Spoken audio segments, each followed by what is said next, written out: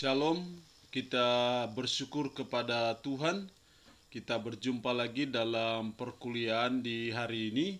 Masih di mata kuliah dogmatika 1, doktrin tentang Allah kita sudah pelajari. Sekarang kita ada di doktrin tentang Alkitab. Di pertemuan yang lalu kita belajar mengenai bukti-bukti bahwa Alkitab adalah firman Allah. Itu menjadi dasar kita untuk mempercayai bahwa Alkitab itu sungguh-sungguh firman Allah. Di pertemuan yang berikut ini kita akan belajar mengenai inspirasi Alkitab. Apa itu inspirasi dan bagaimana pentingnya inspirasi Alkitab, itu yang akan kita pelajari di pertemuan ini. Pentingnya inspirasi. Yang pertama, inspirasi berbicara tentang bagaimana Allah memilih orang-orang khusus untuk menuliskan penyataan Allah menjadi Alkitab. Hal ini menjadi sesuatu yang sangat penting karena berhubungan dengan masalah keotentikan dan ketidakbersalahan isinya. Jadi inspirasi itu penting karena ini yang menjamin isi Alkitab itu, isi firman Allah itu sungguh-sungguh tidak ada kesalahannya. Karena ini adalah firman Allah. Karena kalau Alkitab bisa salah, berarti firman Allah juga bisa salah. Logikanya seperti itu. Yang kedua, inspirasi merupakan suatu keharusan untuk memelihara wahyu Allah. Kita harus membedakan apa wahyu Allah dan inspirasi Allah itu. Kalau wahyu itu menyangkut materi, menyangkut isi dari firman Allah itu, tapi kalau inspirasi adalah bagaimana wahyu Allah itu bisa tertulis dan akhirnya menjadi Alkitab, itu hubungannya dengan inspirasi. Jadi inspirasi merupakan suatu keharusan untuk memelihara wahyu Allah. Allah telah menyatakan dirinya, namun apabila catatan dari penyataan itu tidak dicatat dengan akurat, maka wahyu Allah patut dipertanyakan. Jadi inspirasi menjamin keakuratan dari wahyu itu. Itu pentingnya inspirasi.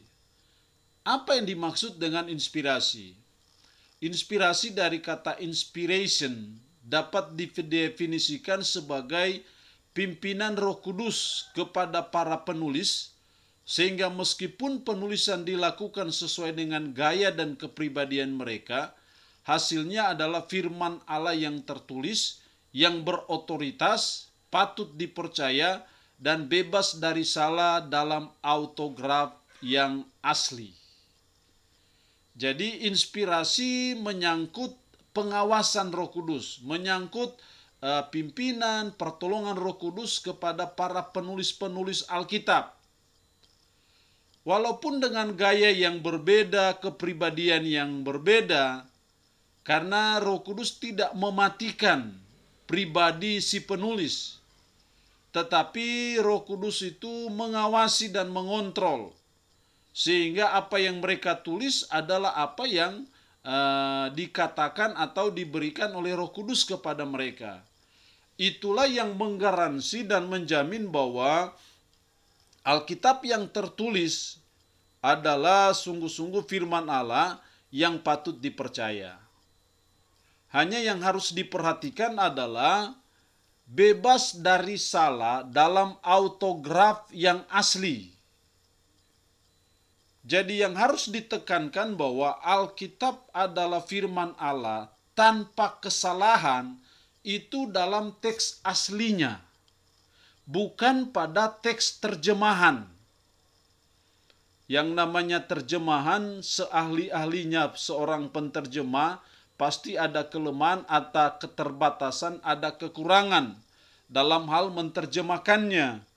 Karena itu yang kita percayai firman Allah tanpa salah itu bukan pada terjemahan, tetapi kepada autograf yang asli atau tulisan yang asli, yaitu dalam bahasa Ibrani untuk perjanjian lama dan bahasa Yunani untuk perjanjian baru. Seperti kita Alkitab terjemahan baru ini ini terjemahan. Karena itu, karena terjemahan sehingga ada banyak permasalahan terjemahan dalam hubungan dengan Alkitab. Nah, karena itu sebagai seorang teolog, sebagai seorang mahasiswa teologi ya, memiliki tanggung jawab untuk bagaimana mempelajari, memahami Alkitab itu dalam teks aslinya. Karena itu penguasaan bahasa asli ini sangat penting dalam hubungan dengan memahami Alkitab itu dalam teks aslinya itu. Teks terjemahan itu hanya untuk menolong kita, baik sebagai teolog tapi juga sebagai kaum awam dalam memahaminya. Tapi harus disadari bahwa terjemahan itu pasti punya kekurangan dan kelemahannya. Ada banyak contoh dari kekurangan atau kelemahan dari terjemahan-terjemahan yang ada. Karena itu Alkitab dalam terjemahan selalu ada perubahan-perubahan versi. Karena menyadari kelemahan ataupun kekurangan-kekurangan itu. Jadi inspirasi Alkitab itu pimpinan Roh Kudus. Kalau itu pimpinan Roh Kudus, itu yang menjamin bahwa Alkitab itu sungguh-sungguh firman Allah, karena itu tidak ada yang salah dalam tulisan aslinya atau dalam teks aslinya. Ada beberapa definisi dari para teolog. Contohnya dari Benjamin B. Warfield. Oleh karena itu inspirasi biasanya didefinisikan sebagai suatu pengaruh supranatural dari Roh Allah yang menggerakkan para penulis kitab suci sehingga tulisan mereka dinyatakan memiliki kepatutan dipercaya yang bersifat ilahi. Dari Edward J. Young, inspirasi adalah pimpinan Allah Roh Kudus atas para penulis kitab suci. Akibatnya kitab suci itu memiliki otoritas ilahi dan patut dipercaya. Dan karena memiliki otoritas ilahi serta patut dipercaya seperti itu, maka ia bebas dari salah. Dari Charles Ryrie, inspirasi adalah pimpinan Allah atas penulis manusia, di mana melalui penggunaan kepribadian mereka masing-masing, mereka menyusun dan mencatat tanpa salah wahyu Allah pada manusia dalam kata-kata dari autograf yang asli. Hampir semua definisi dari para teolog ini punya satu kesatuan, bahwa ini adalah pimpinan Roh Kudus. Dan lebih ditekankan kepada autograf yang asli, sekali lagi bukan pada terjemahan.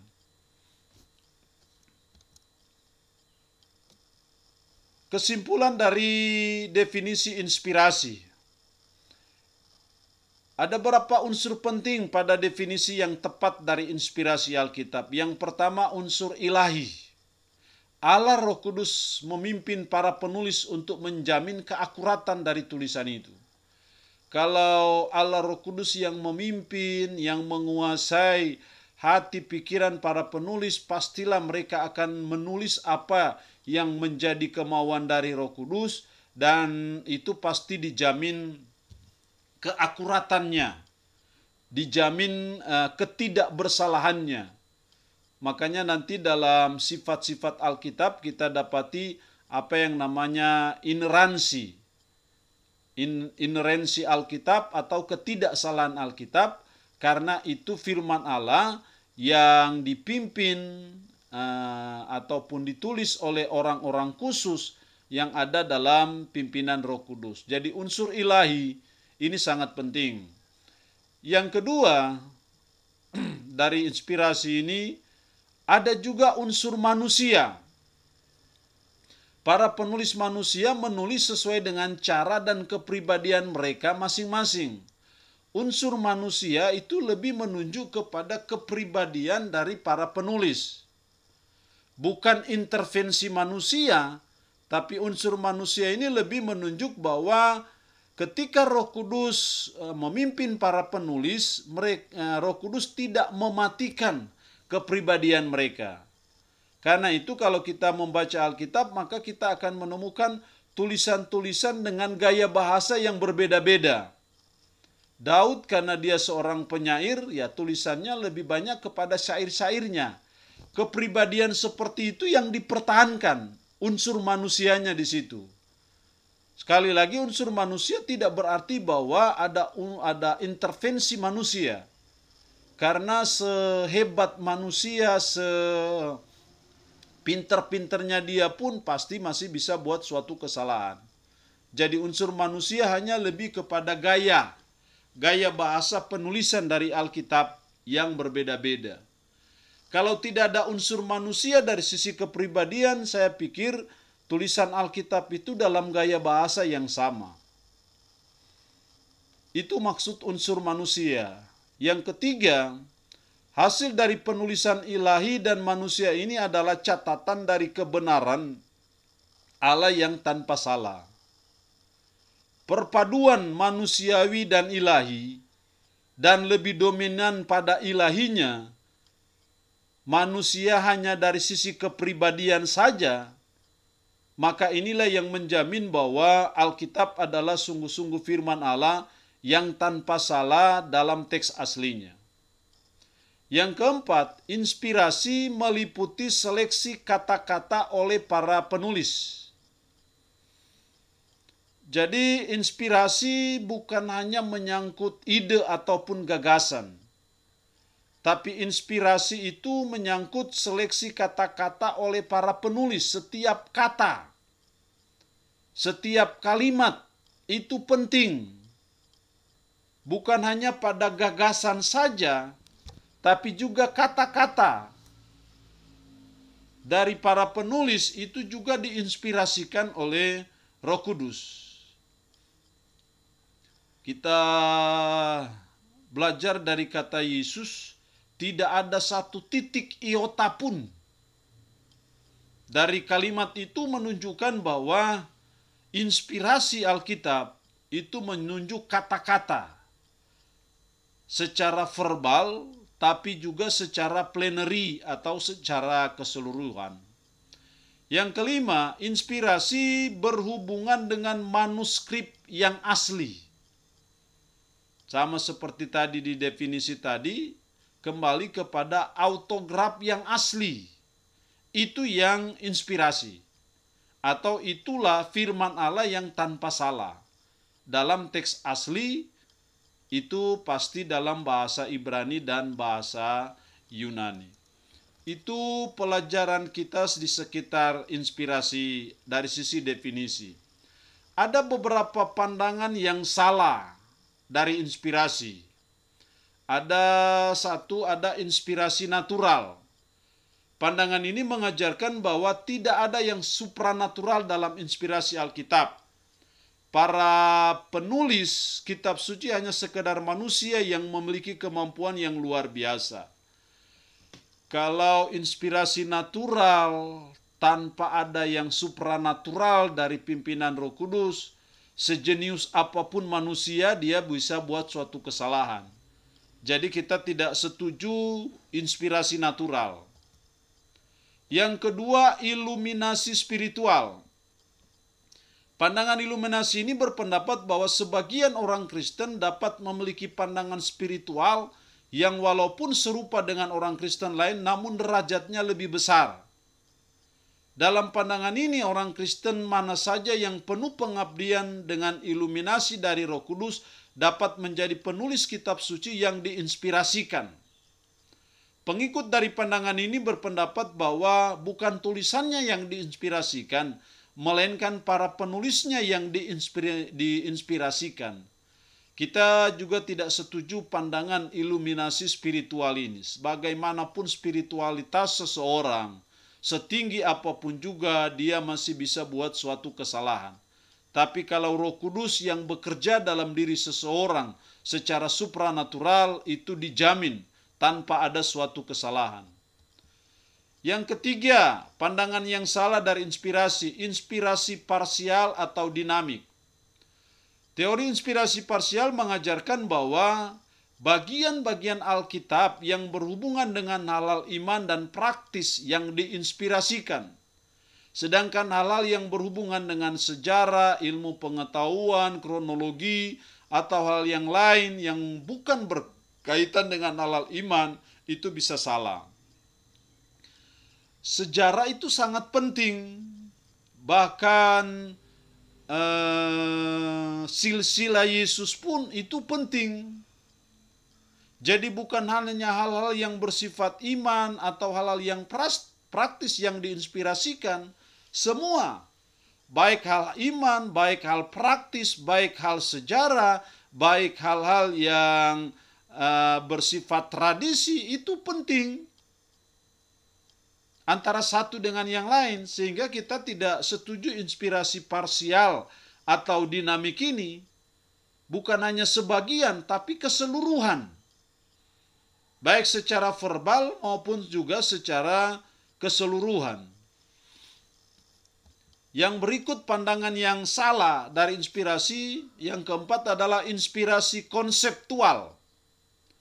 Pandangan ini mengusulkan bahwa hanya konsep atau ide dari penulis yang diinspirasikan, bukan kata-katanya. Dalam pandangan ini Allah memberikan suatu ide atau konsep pada penulis yang kemudian menuliskan ide itu menurut kata-kata sendiri. Hanya konsep saja yang diinspirasikan. Kalau kata-kata, tidak. Pasti ini juga bermasalah kalau hanya konsep. Gagasannya yang diinspirasikan, sementara kata-kata tidak. Pasti ini bermasalah, berarti hanya gagasan yang betul, hanya ide yang betul, tetapi kata-kata bisa salah.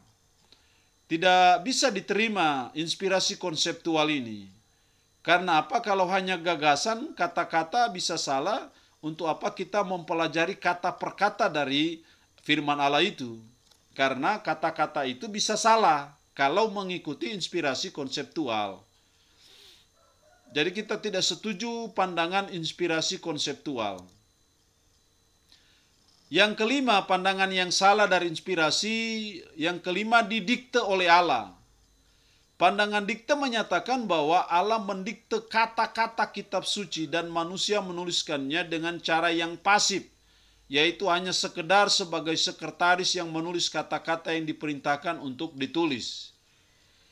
Kalau didikte, pasti gaya bahasanya sama.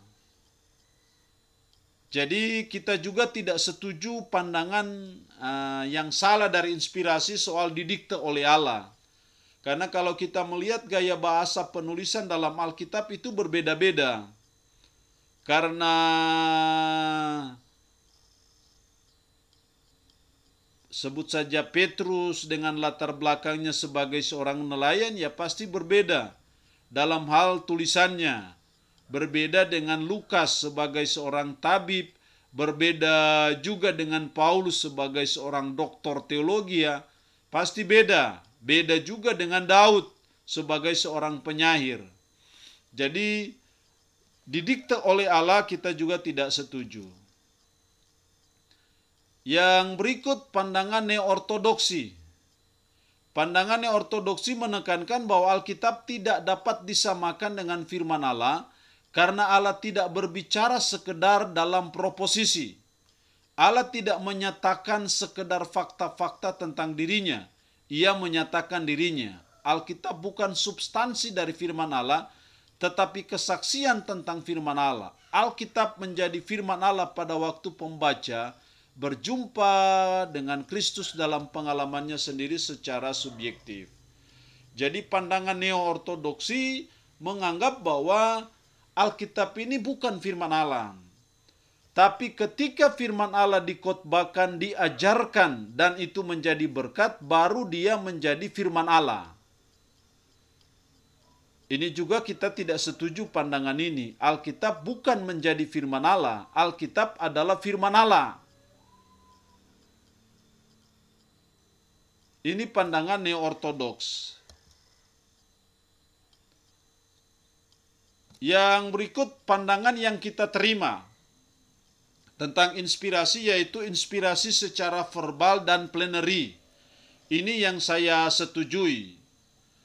Kita lihat dari pandangan Kristus terhadap Alkitab.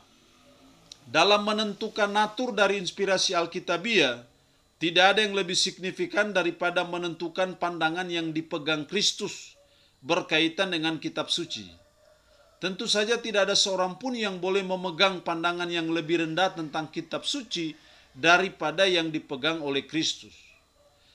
Kristus sangat memegang kitab suci Alkitab secara khusus, secara kata-kata. Dari 2 Timotius 3:16, 2 Petrus 1:21, meskipun ia mengakui validitas ayat-ayat itu, ia juga berargumentasi dari sudut pandang Kristus terhadap kitab suci. Pandangan Kristus terhadap kitab suci ini sangat penting dalam hubungan dengan kita mempercayai Alkitab inspirasi, baik secara verbal kata-kata dan juga plenary secara keseluruhan. Inspirasi secara keseluruhan, penggunaan PL oleh Kristus memberikan dukungan pada inspirasi keseluruhan dari PL. Di Matius 5:17-14, Kristus meneguhkan bahwa tidak ada huruf terkecil atau satu iota yang akan berlalu dari hukum itu sampai semua digenapi. Ayat 17, ia merujuk pada kitab Taurat atau para nabi, suatu frase yang umum dipakai untuk menunjuk pada keseluruhan perjanjian lama. Inspirasi dari bagian-bagian, Kristus banyak sekali dan seringkali mengutip dari PL. Argumentasinya bergantung pada integritas dari bagian-bagian PL yang dikutipnya. Jadi ada inspirasi secara keseluruhan, ada inspirasi dari bagian-bagian, tapi juga ada inspirasi kata-kata. Dalam membela doktrin kebangkitan di hadapan orang Saduki, Yesus mengutip Keluaran 3 ayat 6, hal ini signifikan karena orang Saduki berpegang hanya pada Pentateuch. Akulah Allah ayahmu, Allah Abraham. Dalam respon ini keseluruhan argumentasi Yesus bergantung pada kata-kata aku adalah. Jadi secara inspirasi kata-kata. Inspirasi huruf. Dalam sejumlah pernyataannya Kristus menyatakan bahwa ia percaya huruf-huruf di kitab suci diinspirasikan. Dalam Matius 15 ayat 18, Yesus mendeklarasikan satu iota atau satu titik pun tidak akan ditiadakan dari hukum Taurat sebelum semuanya terjadi. Istilah huruf yang terkecil menunjuk pada huruf Ibrani Yod yang berbentuk seperti koma di atas. Iota menunjuk pada titik perbedaan antara dua huruf Ibrani. Suatu ekuivalen adalah perbedaan antara O dan Ki. Hanya buntut kecil yang membedakan antara Ki dan O. Yesus menekankan bahwa semua rincian dari tulisan PL akan digenapi sampai pada setiap hurufnya. Inspirasi dari PB. Pada waktu percakapan dan di ruang atas, Kristus membuat pernyataan yang signifikan, yang kelihatannya menunjuk pada catatan terakhir yang akurat dari PB. Di Yohanes 14 ayat 26, Yesus mengindikasikan bahwa Roh Kudus akan memberikan ingatan yang akurat pada para rasul pada waktu mereka menuliskan kata-kata kitab suci. Jadi menjamin keakuratan mereka. Hal ini menjelaskan bagaimana orang tua seperti Yohanes pada waktu menuliskan kehidupan Yesus Kristus dapat dengan akurat menjelaskan secara rinci dari peristiwa-peristiwa itu yang terjadi beberapa tahun sebelumnya. Ini inspirasi dari Perjanjian Baru yang menunjukkan, membuktikan bahwa inspirasi itu bersifat verbal dan plenary. Ini pelajaran kita di sekitar inspirasi. Tuhan menolong kita untuk semakin memahami doktrin tentang Alkitab dengan baik dan benar. Shalom, Tuhan Yesus memberkati kita semua.